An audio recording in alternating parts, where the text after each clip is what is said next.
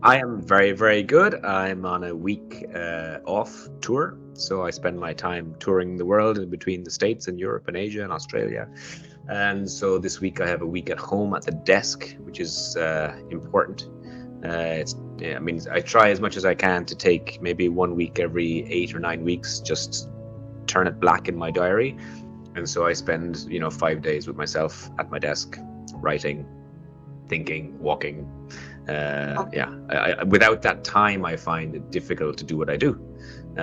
So when you're on stage, it's an outbound energy all the time, and it's a beautiful feedback loop between the audience and me. But unless you take time for yourself, unless you take breaks, your creativity just runs dry.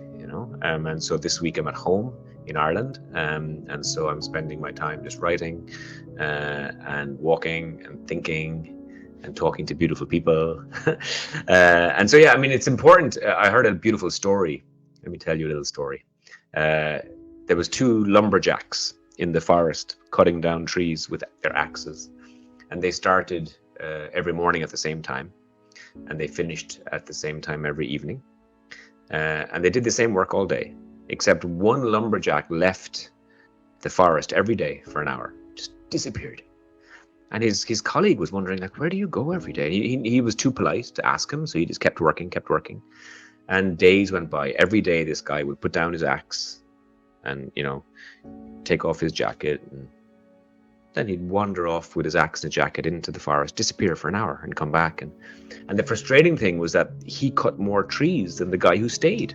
So the guy who stayed and worked all day, the other guy was cutting about 4 or 5 more trees every day than him. And he was getting frustrated because he was doing more work, but the other guy. And so after about 4 or 5 days, he asked him, he said, well, where are you going? Like, how come you're cutting more trees than me and you're taking this hour away? Where are you going?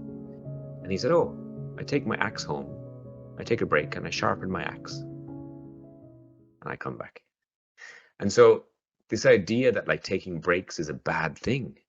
Like we're all stuck on this hamster wheel of output all the time, and work harder, work faster, work more. And it's a real danger, because unless you take the time and step back and give yourself the time to do nothing, to create, to think, then you're just a busy fool. You need to sharpen your axe, and you need to find the time in your life to sharpen the axe. And it's one of my concerns about the next generation, Gen Alpha, the younger Gen Z kids, who, when we grew up, we were bored. We didn't have a smartphone. We didn't have that many TV channels. And so into that boredom, into that nothing, you had to create something to do, didn't you? You had to go out on the street and find friends and play. You had to take a page out and draw. You had to make jigsaws. You had to, you did things. Your mind was forced into creating something from the nothing through the boredom and the stillness. Whereas today, every single person, including the three of us on this call, the moment you're bored or is sitting in the doctor's waiting room, or sitting on the toilet, your phone comes out. Bum, bum, bum. You don't let your brain ever just relax into nothing. And in the nothing is the amazing. That's where the space is for creativity. That's where the space is for philosophical thinking, for problem solving. It's not going to come scrolling on TikTok and Instagram.